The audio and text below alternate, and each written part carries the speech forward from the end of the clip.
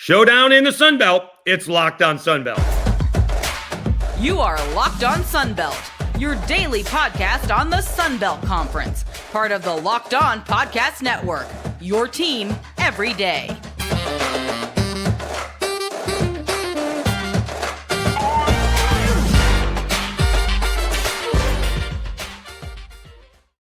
Welcome back to another edition of Locked on Sun Belt. I'm your host, Dave Schultz.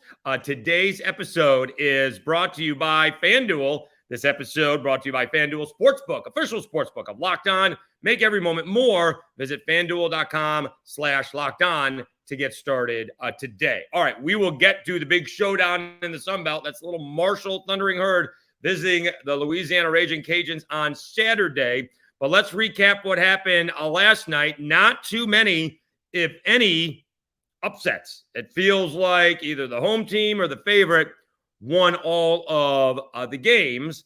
And let's start out with, we could go anywhere. Let's, start out with Marshall. Maybe a little bit more difficult than they first thought. They take down App State 66-58. This was a close ball game up until, I think, the 7-minute mark.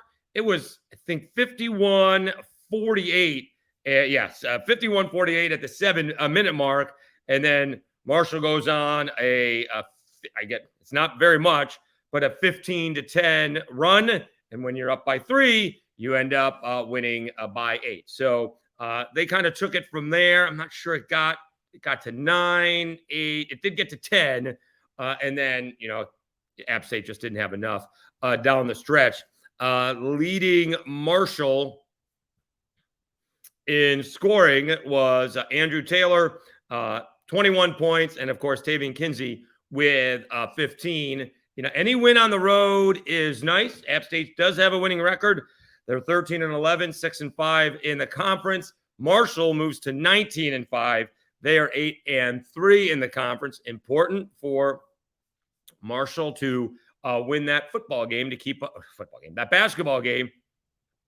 to keep up with the Joneses, as both Southern Miss and the Cajuns won, and Marshall has a huge ball game later this weekend. All right, so elsewhere, the Cajuns took care of Texas State, and in this one, Mason Harrell did return, and it really, interestingly enough, it doesn't happen very often, but the Cajuns dictated pace in this one. Usually Texas State dictates pace. They scored what they usually score in the 60s, but the Cajuns scored 82. So the Cajuns beat Texas State 82-63. Maybe a little bit more defense by the Cajuns in the second half. Texas State only scored 29 compared to 34 in the first half. And Texas State just could not stop the Ragin' Cajuns. This is a good basketball team. 4 of the 5 starters for the Cajuns in double figures. Greg Williams, the local product, 23 points. Jordan Brown, 16 points. Folks actually shot the ball, 5 of 10, 11 points.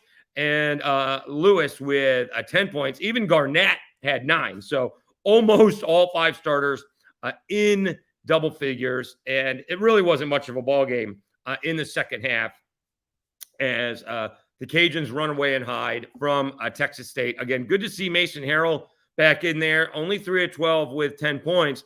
But again, I'm not sure, when the last time he played was against Marshall. So, he played in the first half in that ball game on January 19th and hasn't been back since until Thursday against the Cajuns. So good to see Mason Harrell back on the floor, although Texas State does come up empty and come up short against what may very well be the best team in the Sun Belt. All right, the other top team in the Sun Belt, if you will, Southern Miss. They take down Troy 74-65. I don't really know what's happened to Troy. I wish I knew. They have just fallen flat. They were, 5-3 in the Sun Belt a week and a half ago, and now they're 5-6. And some of these games have not been particularly close. Troy scored 23 points in the first half. Now, Southern Miss only scored 30. And then the teams got hot or lack of defense, 44-42 in the second half. But Southern Miss beats Troy 74-65. Austin Crowley with 23 points. And Deontay Harris with a 19. He grabbed 7 rebounds as well. And again, I'm not sure this was, much of a basketball game. Troy was, I guess, leading early in the first half, had a 6-point lead. But, that kind of dissipated over the course of the first half. We could look where they were leading 21-17, and then they were down. I'm sorry. They were up 15-8, and Southern Miss leading at half 30-23. So, that's a 22-8 run to end the half. All right. Again, I'm not sure what's happened to Troy. They have not played very well over the last week and a half, getting embarrassed by the Cajuns, getting embarrassed by South Alabama. This is a little bit more of a basketball game, but really not really. Southern Miss moves to 20-4. They're 9-2 in the conference. Troy 13-11, 5-6 in the conference. All right, so let's jump ahead a little bit in terms of the schedule. We'll get back to recapping the schedule or the action from Thursday night here in the next segment.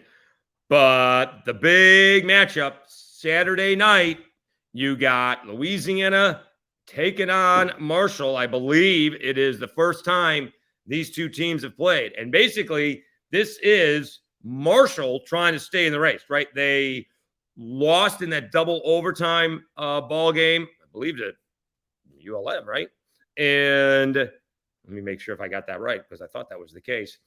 And so they have fallen off the pace with Southern Miss and the Cajuns. And so let's see here. ULM beats Marshall. Yeah, they did beat them 86-82. I believe that was a double overtime victory. Big ball game there. And so you got this huge matchup, and it really is going to be, the inside of the Cajuns taking on the guards of the Herd, right? You got Jordan Brown with his 19 points and almost 8 rebounds a game. Terrence Lewis with 8 rebounds a game, and his how many points a game does he? And 12 points a game. And they're going to be taking on Tavian Kinsey and Andrew Taylor, who are the guards. Now, it'll be very interesting to see who Greg Williams covers, because he's, I think, a little bit bigger of a guard, 6'3", compared to Thamus Folks, who is the point guard, who is 6'1", maybe. So it'll be very interesting to see. Keep an eye on that. Who does Williams guard Taylor? Does Williams guard Tavian Kinsey? Because that's the deal. This is a great ball game in the Sun Belt. You don't usually get these, and I don't know if Marshall's ever played it against the Cajuns. I'm going to guess not. They've never been to the Cajun Dome. In a future podcast, we're going to get why the Cajuns have not been drawing, because they have not been drawing. They are one of the 3 best teams in the Sun Belt, and they are not drawing nearly as much as they should be. But that's a different subject for a different time. I'm really looking forward to this ball game. We'll watch it after the Senior Bowl on Saturday. But it is a fascinating inside game for the Cajuns and the outside game for the Herd. And it's going to be a spectacular matchup. Again, the Herd 1 game behind Southern Miss, and Marshall's 1 game behind Southern Miss and the Cajuns. And then if the Cajuns get through this one, right, then they go to Southern Miss. So they get Marshall and Southern Miss back-to-back. Could look at it as an opportunity to really take control of the conference. They've already beaten Southern Miss. So technically, Southern Miss needs to win that ball game because if they somehow end up in a tie, and the Cajuns win both, they will win the conference. So that's more of a must-win for Southern Miss than it is for the Cajuns. But obviously the Cajuns need to, beat Marshall just to have that opportunity. All right. Although they may be 1 game back, and then we're getting to tiebreakers, and those things make my head hurt. So I'm not going to worry about that now. But that ball game on the 9th is a much bigger game for Southern Miss. All right. Let's take a timeout, and we'll come back and recap the rest of the action on a Thursday. But let me tell you about FanDuel.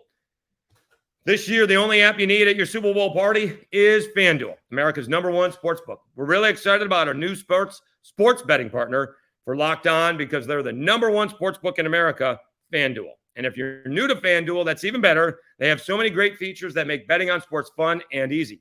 Download FanDuel now so you can get a Super Bowl 57 with a no-sweat first bet.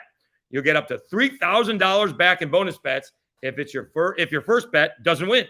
FanDuel lets you bet on everything from the money line to point spreads to who will score a touchdown. The FanDuel Sportsbook app is safe, secure, and super easy to use. Best of all, you can get paid your winnings instantly. So join FanDuel today at FanDuel.com/LockedOn to claim your no-sweat first bet on Super Bowl 57.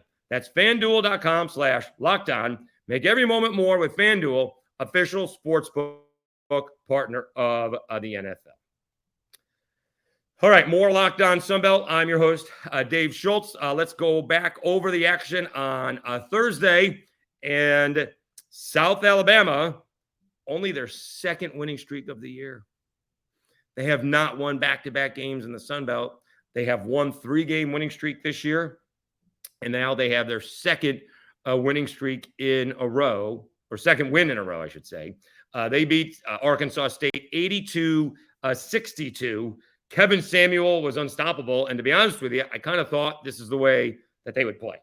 It feels like they were playing this way specifically against Arkansas State.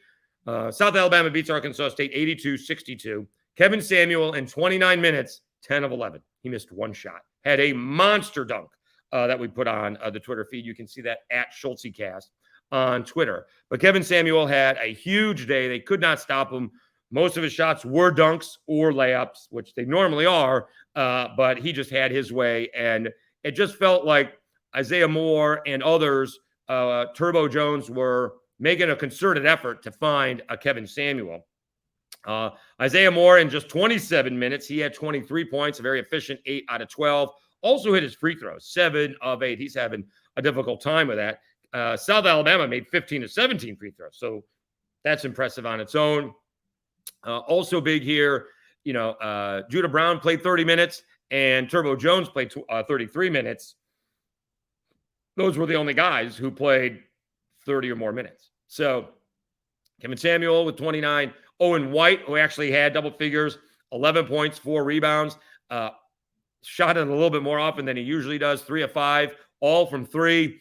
He played 26 minutes. Moore played 27. And so that's good to see that, these guys are not, pushed to the limit on these Thursday, Saturday ball games. And maybe South Alabama has figured it out. It was a couple of games ago that Richie Riley, kind of called out his own team. He apologized to his team, or to the fans, and this is not what we're building here, and we need to come out with more urgency and more effort. They had lost a game where they did not play particularly well against Old Dominion.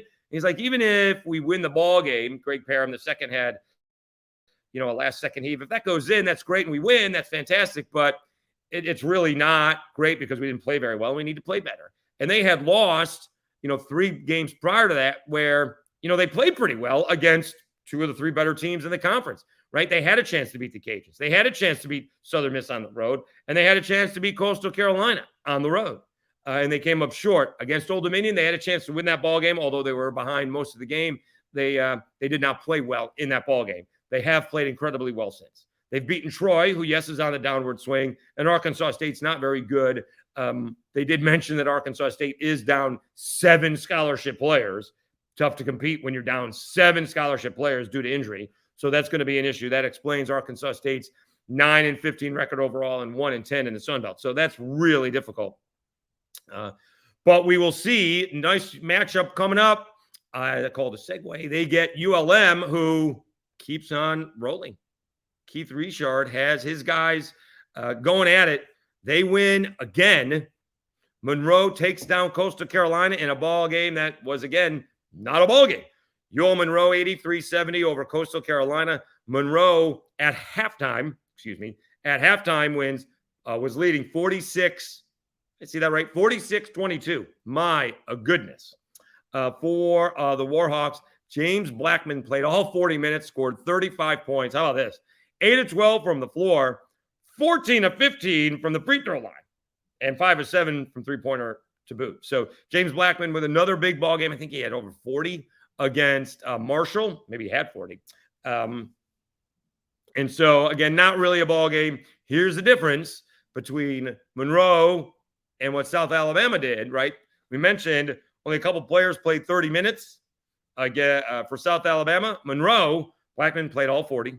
Powell played all 40. And Howell played 35. And they only played 7 guys. South Alabama basically played the entire team, with 5 minutes to go in the ballgame, as that one was secure. So it'll be interesting to see who's got a little bit more down the stretch in that ballgame if it is close. But again, we're fascinated with Monroe. I mean, Southern Miss and Marshall, their turnarounds are fascinating as well. Maybe the bigger story could be Monroe have not won more than 5 ball games, or had won, not more than 5 ball games in the Sun Belt since 18-19, and they got 7 wins right now. I mean, Monroe is 7-4. They're tied for 3rd in the conference. Southern Miss, Louisiana, 9-2. Marshall, 8-3. James Madison and Monroe, 7-4. I mean, Monroe is right there. And, normally I would say South Alabama would go in and beat Monroe, but right now Monroe is playing just as well as anybody. South Alabama's playing better. South Alabama's playing their best ball outside of the one blip against against Old Dominion, but they've been playing better ball. And so let's see if they carry that, and that'll be a great matchup as well. That is Saturday in Monroe. All right, let's take one more timeout, and we'll come back and finish recapping what happened on Thursday. This has been a big deal for me during the Reese's Senior Bowl. I haven't been shut out, admittedly, but it's very easy because it's available and it's everywhere to just munch down on the candies. And I'm trying to lose weight. I'm doing this Orange Theory body transformation thing. And you can easily eat 1, 2, 10, 15, 20 candy bars. And I've done a good job of not doing this, and I'm getting a lot of help from Built Bar. Looking for a delicious treat, but don't want all of the fat or calories? Then you got to try a Built Bar. We just got through the holidays, and I know my goal is to eat a little healthier this year. And if you're like me, you want to eat healthier, but don't want to compromise taste, I've just got the thing for you. You got to try Built. With Built, healthy is actually tasty. Seriously, they're so delicious, you won't think they're good for you. Perfect for your New Year's resolution. What makes Built Bars so good? Well, for starters, they're all covered in 100% real chocolate. That's right, real chocolate. And they come in unbelievable flavors like churro, peanut butter brownie, and coconut almond. I'm not sure how Built does it, but these bars taste like a candy bar while maintaining amazing macros. And what's even better is that they're healthy. Only 130 calories and 4 grams of sugar with a whopping 17 grams of protein. And now you don't need to wait around to get a box. For years, we've been talking about ordering your Built Bars from Built.com. Now you can get them at your local Walmart or Sam's Club. That's right. Head to your nearest Walmart today. Walk to the pharmacy section, grab yourself a box of Built Bars. You can pick up a 4-bar box of cookies and cream, double chocolate, or coconut puffs. And if you're close to Sam's Club, run in and grab a 13-bar box with our hit flavors, brownie batter, and churro. You can thank me later. Now, mine come with cookies and cream. I go to Sam's. I get the cookie and cream and salted caramel, and they're good. All right.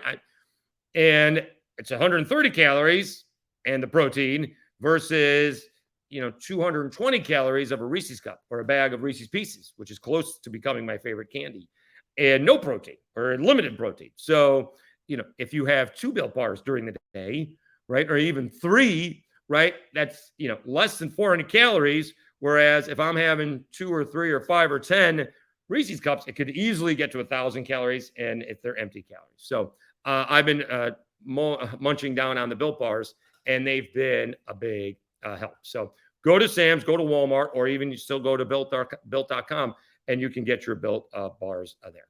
Okay, let's wrap up this episode of Locked On Sunbelt with the other games from Thursday. James Madison does go into Old Dominion and take down the Monarchs 78-73. James Madison 16-8, 7-4 in the Sun Belt, right there with ULM. Old Dominion 13-10, 5-6 in the Sun Belt. Georgia State takes down Georgia Southern. Georgia Southern all of a sudden is struggling a little bit. Georgia State's had a tough season, but they are tough at home, and they take down Georgia Southern 64-60. All right, so that wraps up the scores. Let's preview a little bit on Saturday what is coming up. Monroe, as we mentioned, hosting South Alabama. That's a huge ball game. We'll see if the difference in minutes makes a difference if that game comes down to the end. Georgia State hosting Southern Miss. Southern Miss should win that ball game. They better not overlook the Panthers in Atlanta. Don't do that. You should win, grind it out, but don't overlook the Panthers at home. Arkansas State hosting Coastal Carolina. App State taking on James Madison. Old Dominion hosting Georgia Southern. Texas State is at Troy. We'll see what gives there. Both teams are struggling as of late. And then the huge matchup, the Ragin Cajuns taking on the Marshall Thundering Herd Saturday night in the Cajun Dome. You hope the Cajuns fans show up and show out because the team's playing well. This is a really special group of Ragin Cajuns. They have some competition for best team in the conference with Southern Miss and Marshall. They have beaten Southern Miss. They're taking on Marshall on Saturday, and then they get Southern Miss the Thursday after that. And so it is going to be a fun matchup. So really the Marshall, to be honest with you, I mean, I'm paying attention to South Alabama because of Mobile, but the big ball game of this weekend is actually in Lafayette as the Cajuns are hosting Marshall. All right. Thanks very much for tuning in to Locked On Sunbelt. We'll be back Monday to recap the weekend. We're hoping to land another Sunbelt football coach. And I'm going to start reaching out to the baseball coaches because we're only a few weeks away from the beginning of college baseball season, and the Sunbelt is expected to be very good. All right. Once again, I'm your host, Dave Schultz. Thanks for tuning in to Locked On Sunbelt, your team every day. Have a spectacular weekend, and we'll talk to you on Monday.